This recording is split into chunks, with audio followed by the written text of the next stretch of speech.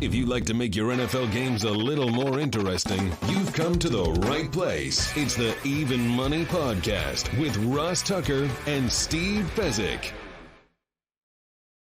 Yeah, Vegas, baby, Vegas. It is the Even Money Podcast presented by DraftKings Sportsbook.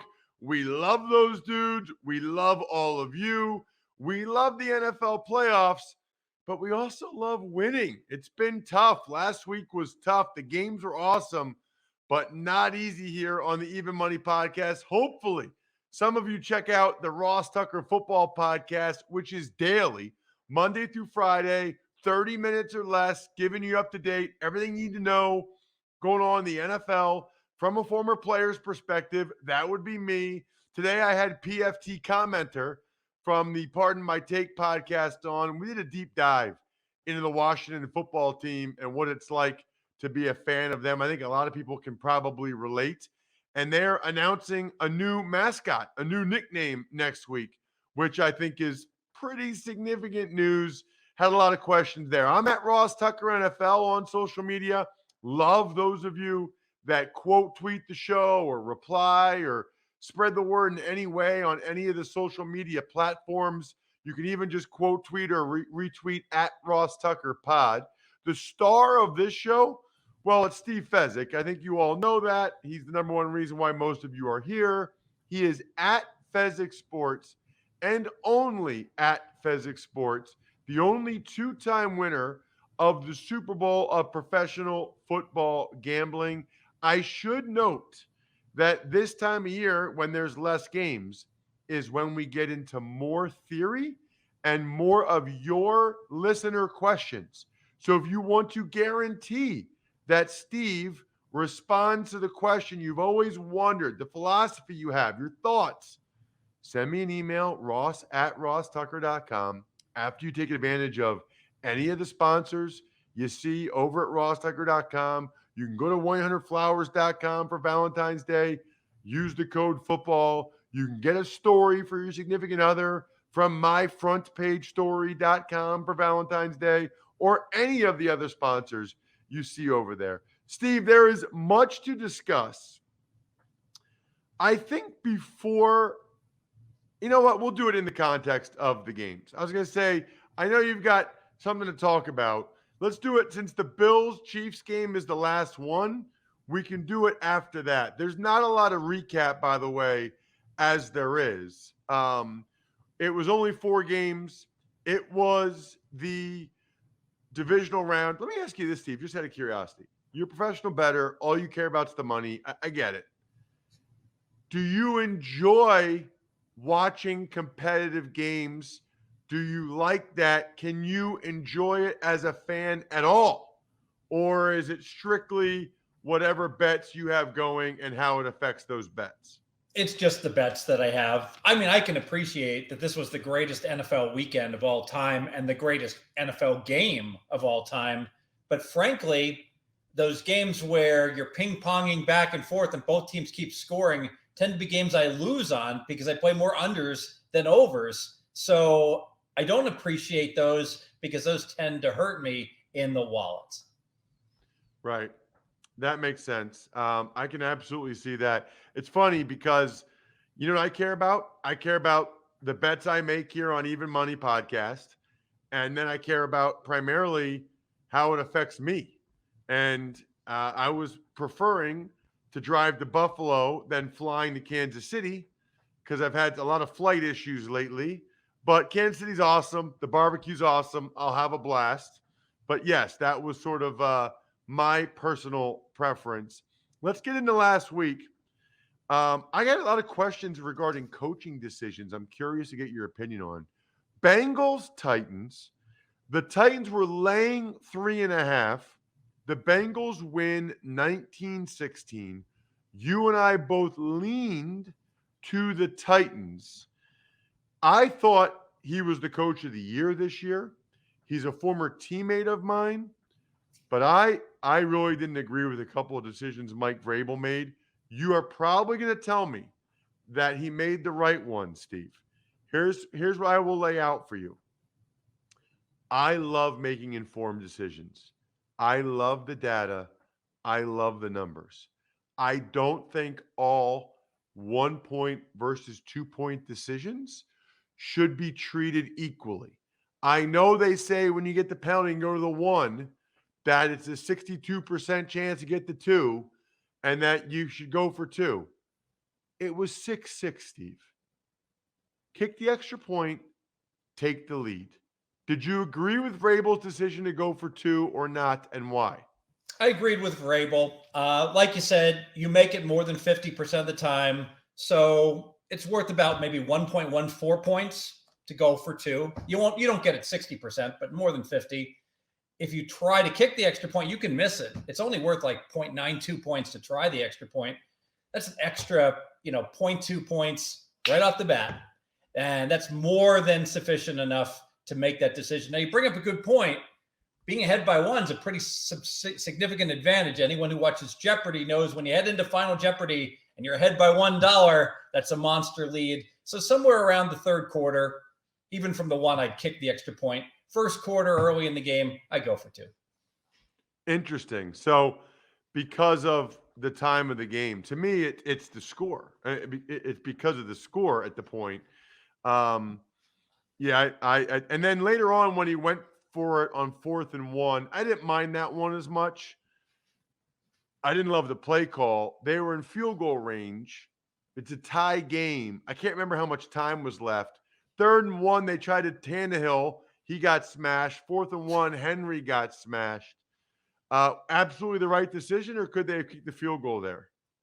It's the right decision. It is rarely wrong to go for it 4th and 1. We could talk about whether it was the right play call, but if you flip it around, let's say you bet the other team on the money line and the game's tied and your opponent has 4th and 1 and they're driving, it's a pretty obvious decision. Please, God, kick the field goal. I'll take my chances taking the kickoff down 3. So when you look at it from that perspective, it's clear cut. All the analytics simulating people will agree with me.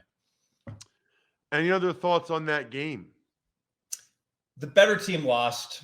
When you're -2 in turnovers, and maybe you can make the case that, hey, Tannehill might turn it over again if they played, but the bottom line is Bengals couldn't block anybody. Titans should have won. If we went back in our time machine and they replayed the game, I'd bet the Titans. Packers, Niners. The Packers were laying 5.5. My initial instinct was to take the Niners and the points. I'm not blaming you, Steve. You're up 59 units for the year, but I thought you were pretty convincing in the logic and reasoning behind the Packers. And with the uncertainty surrounding Fred Warner and Bosa and Garoppolo's shoulder, I went with you on laying the 5.5, which might have still been the right bet if the Packers special teams hadn't absolutely peed down their leg to have a blocked chip shot field goal and a blocked punt for a touchdown, Steve.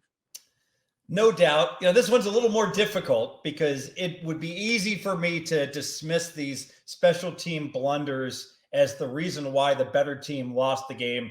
And not only should they have won, but they should have covered. And Green Bay was -6.5, and they were 75% to cover the -6.5 with 7 minutes to play. So I'm not going to beat myself up for betting Green Bay. However, I do think the fact that Green Bay has been so bad on special teams all year long, it was logical to assume that they would get outplayed in special teams, but it was worth 10 points. The EPA value of the special teams was -10 for the Packers. So they lose by 3, should have won by 7. All right, maybe their special team should have cost them 1.5, not 10.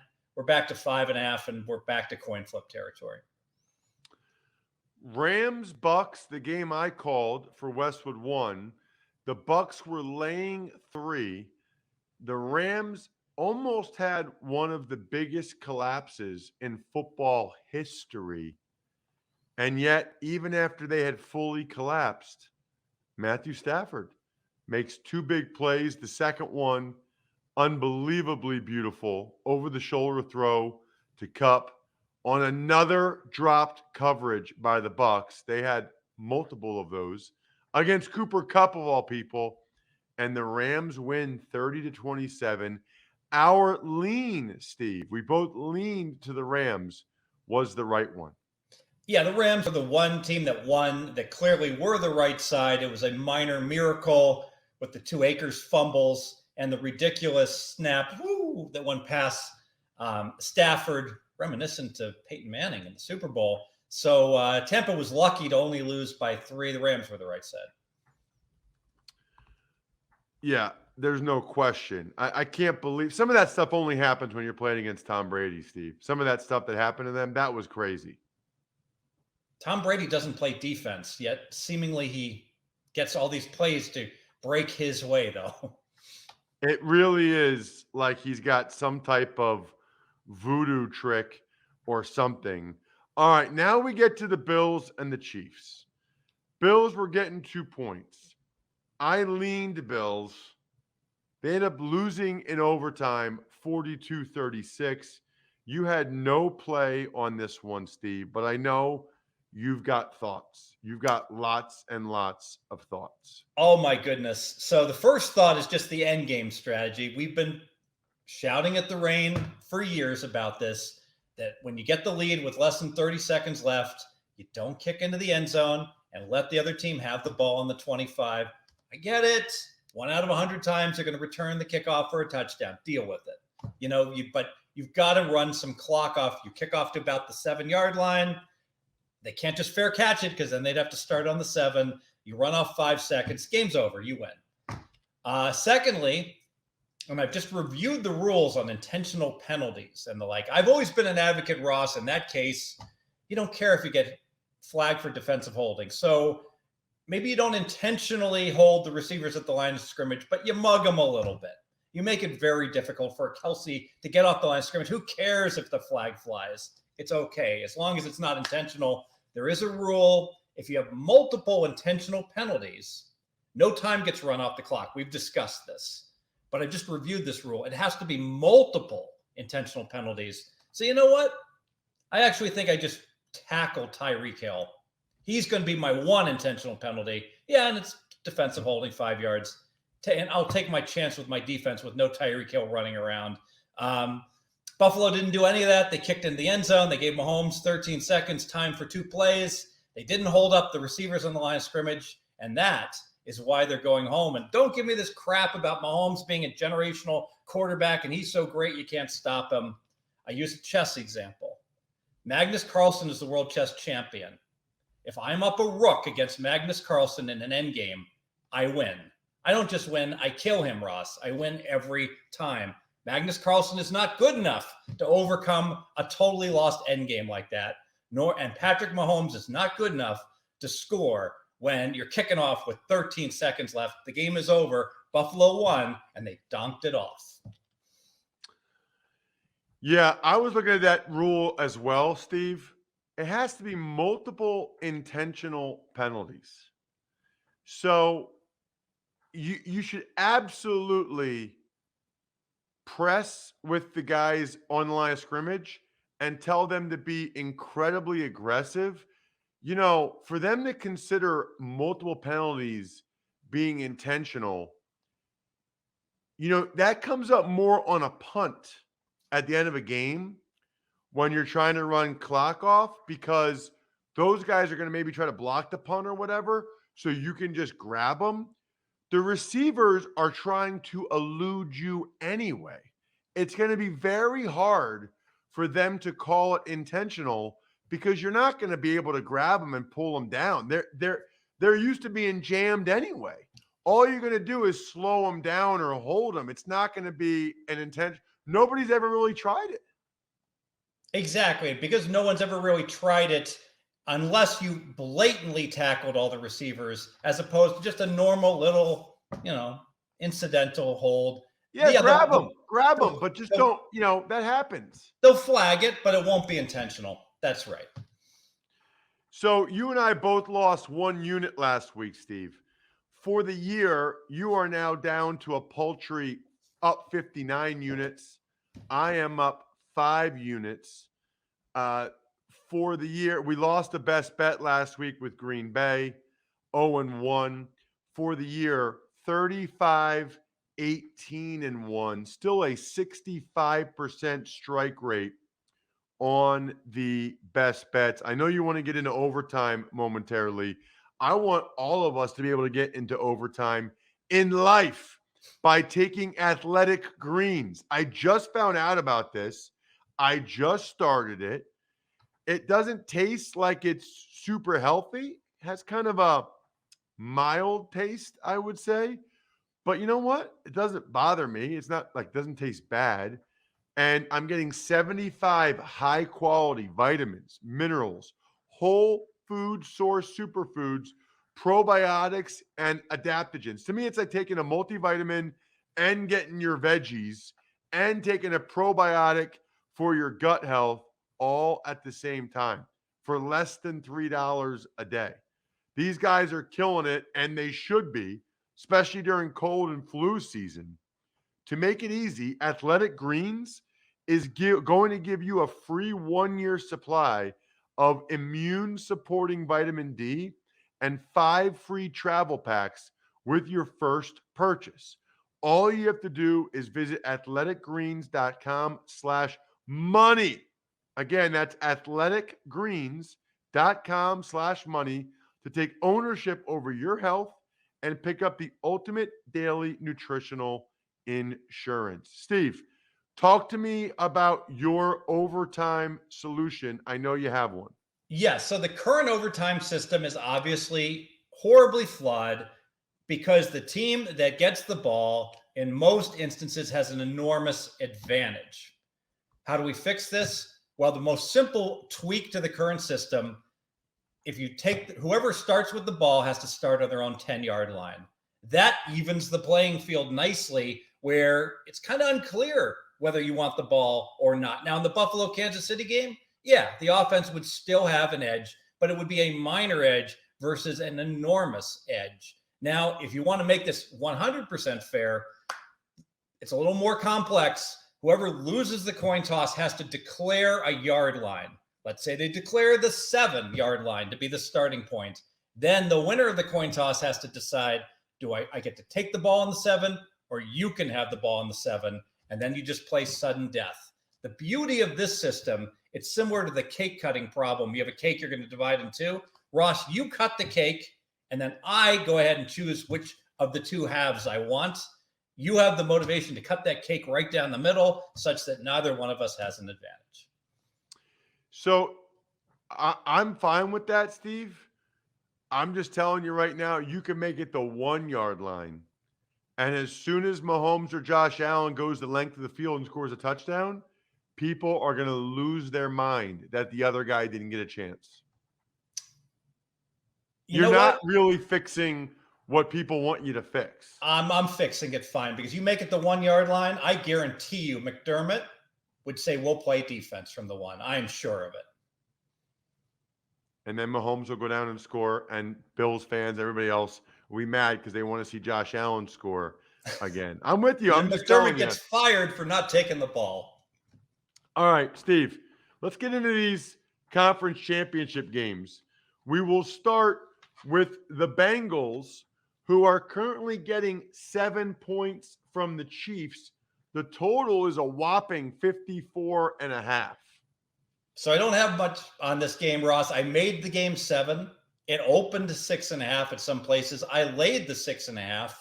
And I got to be honest, if it goes to 7.5, I'll probably play back on the Bengals because my number is 7. My power ratings actually only make it about 6.5, but I think that the spot is better for Kansas City here in that, the Bengals with the upset win, and now they have to wheel back. And Kansas City is the team that has revenge from late in the year in an evenly played game. I'll say this. The Bengals can't protect Burrow at all. So I would look at some props involving like which team might have more sacks, etc. in this game. I think that's a huge problem for the Bengals. And I looked back. Burrow's been sacked 2 or more times, 11 straight games. So this patchwork offensive line, gut says there's just no way the Bengals are going to get to the Super Bowl without being able to protect Burrow. So I never do this. I'm gonna lay a unit. I'm gonna lay the 7 points 1 unit. I think there's a very real chance that the Chiefs win this game by double digits. That place is going to be going crazy. I think it'll make it even tougher for the offensive line than it already has been. Burrow takes sacks that he shouldn't. And I think the game could get away from the Bengals. I hope it doesn't. I'll be on the sideline. But this feels to me like an end of the run kind of game for the Bengals where they lose by double digits somehow. Kansas City -7, 1 unit. Niners and the Rams, Steve. We got Niners and the Rams. The Niners are getting 3.5. The total is 46. I think you have to look towards the Niners. I get it. It's their 4th straight difficult road game, and they need to win all of them. It's also their 7th road game in 9 days. However, they keep being successful in these road games, and the bottom line is they get 8 days to prepare for this game. That's huge. That one extra day for a road fatigue team, enormous. Series history, San Fran's beating the Rams 6 in a row. They absolutely own the Rams. The Rams are the better team all the way around. As long as Jimmy G doesn't mess it up, I certainly would look towards the 49ers 2 units plus the 3.5. Yeah, I'm with you on this. Last week, I went against my instinct. I think the Rams are the better team, but you're getting a team that has more playoff experience in championship games like this and has beaten the other team 6 straight times. That psychological advantage, and you're getting 3.5 points. All the reasons you just mentioned, Stephen, if you look at those games, the Niners got the better of the battle up front in all of them. The Niners O-line, D-line has gotten the better of the Rams O-line, D-line. That's Niners for me, plus 3.5, 2 units. It's a best bet. The best bet. Yes. Love it. Fired up for that one now. That should be awesome. All right, we got some email questions for you, Steve. Before I get to that, though, very important. The free Fix Finder service to AutoZone. You can troubleshoot, Steve, more dashboard lights, including your check engine light, ABS light, and service interval light. The free Fix Finder will give you possible solutions for your lights, all backed by verified technicians. It'll even send you your full results in a detailed Fix Finder report straight to your email. So you'll have all the information you need to take on the fix. And if you need a little bit of help from a repair shop, AutoZone will even refer you to a nearby shop you can trust. It's the most complete free warning light report backed by technician verified fixes, and you can only find it at AutoZone. So next time your dashboard lights pay you a visit, just get in the zone. AutoZone, don't get stranded in Baker, California. So, Steve, people love this. I'm now getting YouTube comments with requests for the city that you say when you say where to not get. I think it was like Cummings, Georgia. I'm like, I replied to the guy on youtube.com/RossTuckerNFL. I'm like, Steve does those organically. Sorry, he kind of picks the ones that he likes to pick. All right, how about this one? This is from Mike. I'm not sure I understand it, Steve. So that's why I'm glad he's asking you. Let's get the little sounder specifically to ask Steve a question. Ever wanted to ask a professional sports bettor a question? It's time to Ask Steve. Wow, that's awesome. We've never done that before. I like it. All right, so this is Mike, okay? I liked the Bengals +4 at -110, but I still liked them at +3. This is for this past week. So while the book had the line at +4, I took an adjusted line at +3 since I could get it at +120 instead of +4 at -110. I know Steve mentions how key the number 3 is. I'd like to hear his thoughts on taking an adjusted line, say +3.5 or +3, instead of a +4 so you don't have to pay a vig. Hope that makes sense. This is from Mike. I don't remember what sponsor he took advantage of. I think Sportsbook Review, SBR, has all these calculations. You put in the two different bets you want to make, and it'll tell you which one is superior. But I can calculate this one because it's easy. So on or off the 4 is worth about 5 cents. That's how much you would be willing to buy a half point on or off the 4. We've talked about on or off the 3 being worth 20 cents. I'm going to add the two together. Don't kill me. I understand it's not as easy as just adding the two. You have to add a slight additional increment. But to keep it simple, 5 cents plus 20 cents would say 25 cents is the difference between the two bets. So if I play +4 and I'm laying $1.10, that's the same as betting +3 plus $1.15. Those would be equivalent bets. If I can get better than +3 plus 115, say it's plus 120, that would be the superior bet to +4 minus 110. Love it. Keep those questions coming, please. Ross@rosstucker.com. Absolutely love when you guys have questions.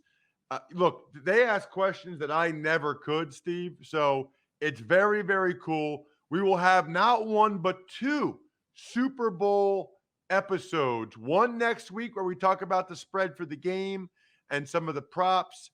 And then the week after, we'll dive into some of the novelty props, or vice versa. I forget. One of them we do the novelty props. The other one we do the regular props. We'll figure that out next week.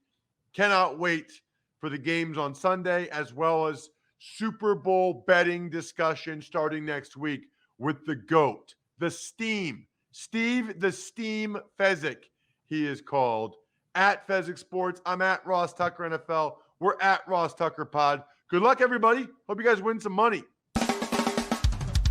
Thanks for listening to the Even Money Podcast. Make sure to also subscribe to the Ross Tucker Football Podcast, the Fantasy Feast, Business of Sports, and the College Draft. All available at Apple Podcasts, rosstucker.com, or wherever podcasts can be found.